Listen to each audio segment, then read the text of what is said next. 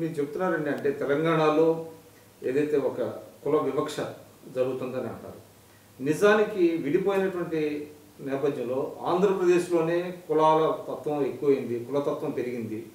తెలంగాణలో by and large అంటే అటువంటి వివక్ష లేదు అనేటువంటిది వినపడుతుంది. చాలామంది విశ్లేషకులు చెప్తున్న మాట, ఆంధ్రప్రదేశ్లో ఉన్నటువంటి కులతత్వం కానివ్వండి, అక్కడ ఉన్నటువంటి వెర్రితెరలు వేసినటువంటిది ఇది కానివ్వండి, తెలంగాణలో లేదు అంటారు. అంటే బికాజ్ ఆఫ్ ది రూలర్స్, పాలకుల వల్ల అటువంటిది సాధ్యపడింది అనేటువంటిది.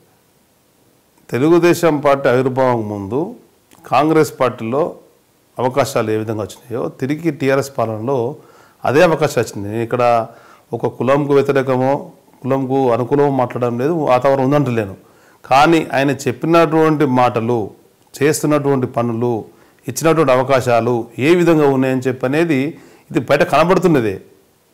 అది నాలుగోడల మధ్య, అది ఆంధ్రానా, తమిళనాడు, కర్ణాటకనా అనేటువంటి పక్క రాష్ట్రాలు వదిలిపెడితే తెలంగాణ ప్రజలు కోరుకున్నది మా పాలన కావాలా, మా ఆత్మత్యాగాలతో తెచ్చుకున్నటువంటి తెలంగాణలో, మా ఆత్మనిజం తెలంగాణలో మేము పరిపాలన చేసుకోవాలని చెప్పాను. అంటే ఇవాళ కేసీఆర్ గారు ఎటువంటి వాళ్ళకి అవకాశాలు ఇస్తున్నాడు, ఏ విధమైనటువంటి దాంతో మన మీద పరిపాలన రుద్దుతున్నాడు అనేది ప్రజలు గమనిస్తున్నారు. కనుక ఆవేదన ఉంది ప్రజల్లో ఉన్న ఆవేదన నేను తెలియపరుస్తున్నాను. ఇవాళ కొత్తగా మాట్లాడుతున్నాను, ఏం లేదు.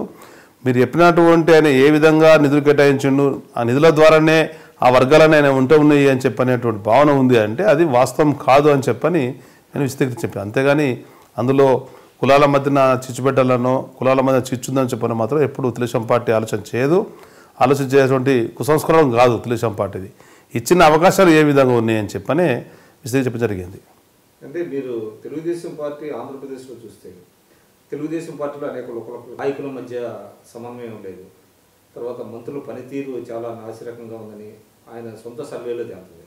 బట్ వేరేజ్ తెలంగాణ దగ్గరికి వచ్చేటప్పటికి ఇటువంటి ఇబ్బందులు ఏమీ లేకుండా పరిపాలన సక్రమంగా సజావుగా సాగిపోతున్నది అనేటువంటి భావన ప్రజల్లో ఉన్నది కాదంటారా? ఆంధ్రప్రదేశ్ వ్యవహారానికి వస్తే చంద్రబాబు నాయుడు గారికి 40 సంవత్సరాల రాజకీయ అనుభవం ఉంది. 40 సంవత్సరాల రాజకీయ అనుభవంలో 9 సంవత్సరాలు ముఖ్యమంత్రిగా పనిచేసిన అనుభవం ఉంది, 9 సంవత్సరాలు ప్రతిపక్ష నాయకుగా పనిచేసిన అనుభవం ఉంది, ప్రజా ఉద్యమాలు ప్రజాపోరాట అనుభవం ఉంది, కనుక పరిపాలన అనుభవం ఉంది. దాని గురించి మాకేమీ అనుమానం లేదు, సందేహం లేదు. అక్కడ ఏదైనా వారికి చేసుకునేటువంటి వెసులుబాటు కూడా ఉంది.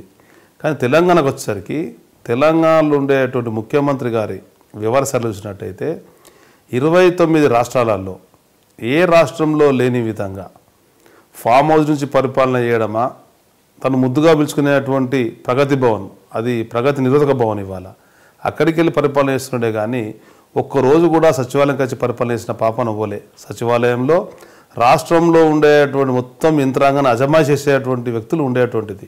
ఒక ముఖ్యమంత్రి వచ్చితే ఒక పాఠశాలలో హెడ్ మాస్టర్ ఉంటే ఏ విధంగా పాఠశాల నిర్వహించబడుతుంది, హెడ్ మాస్టర్ లేనటువంటి పాఠశాల ఏ విధంగా ఉంటుందో ఒకసారి మనం గమనించుకోవాలి. ఇలా ముఖ్యమంత్రిగా చంద్రశేఖరరావు గారు సచివాలయంకి వచ్చి ఉదయం 10 గంటలకు సాయంత్రం 5 గంటల వరకు కూర్చుని ఉంటే అనేక మార్పులు వస్తాయి. ఇవాళ సచివాలయంకి వస్తే వెలవెలబోతున్నది. ఏ అధికారి ఉండడు, ఏ ఉద్యోగి పట్టించుకోడు, ఏ ప్రజలు అవసరంకి వస్తే అవసరం తీర్చే నాదులు లేడు. ముఖ్యమంత్రి గారు కూడా స్వయంగా ప్రజలను కలిసిన సందర్భాలు లేవు. ఎక్కడ కూడా ఎటువంటి దౌర్భాగ్య పరిస్థితులే. కనుక ఈ కేసీఆర్ గారికి ఒక బద్ధకస్తమైనటువంటి వ్యాధి ఉన్నట్టుగా మేము భావిస్తున్నాం. ఒక బద్ధకమైనటువంటి వ్యాధిని ఆయన తొలగించుకున్నట్టయితే రాష్ట్రం బాగుపడుతుంది. ఇవాళ ఈ చంద్రశేఖరరావు గారి యొక్క నాయకత్వంలో ఈ నిర్లక్ష్య వైఖరితో ఈ ప్రభుత్వ పరిపాలన చేయడం వల్లనే సమస్యలు పేరుకుపోతున్నాయి. వాస్తవంగా ఉద్యమ సమయంలో కేసీఆర్ గారే కానీ ఆ పార్టీ నాయకత్వమే కానీ రాష్ట్రంలో ఉండే నలుమూల మార్కెట్ యార్డులోకి వెళ్ళి మీ మార్కెట్లో ఉమ్మడి ఆంధ్రప్రదేశ్లో ఉండడం వల్ల మీ రైతాంగం పంటలు అమ్ముడుపోతలేవు, తెలంగాణ రాష్ట్రం తెచ్చుకొని తెలంగాణ ప్రభుత్వం టీఆర్ఎస్ వచ్చినట్టయితే కుర్చీ వేసుకొని మేము అమ్మకం చేపిస్తున్నటువంటి నాయకులు స్వయంగా మార్కెటింగ్ శాఖ మంత్రి హరీష్ రావు గారే ఎనుమాముల మార్కెట్ యార్డ్లో చెప్పిన అంశాలు ప్రత్యక్షంగా ఉన్నాయి ఆడ. కానీ ఏ ఒక్కరు కూడా ఇలా వెళ్ళే పరిస్థితి లేదు. రైతులు కడుపు మంటతో బాధపడుతున్నారు, అన్నమో రామచంద్ర అంటున్నారు, పండించిన పంటలను తగలబెట్టుకుంటున్నారు. అది ఖమ్మంలో కానీ ఎనుమములే కానీ అనేక మార్కెట్ యార్డుల్లో వాళ్ళకు జరుగుతున్న అన్యాయాన్ని భరించలేక వాళ్ళు బయటపడే పరిస్థితి వస్తున్నది. ఆ విధమైన వాతావరణం ఉంది. కనుక తెలుగుదేశం పార్టీ ఇవన్నీ గమనించే ఈ చంద్రశేఖరరావు పరిపాలన వల్ల ప్రజలకు ఉపయోగం లేదు అనేటువంటి దాన్ని చెప్పేట ముచ్చట.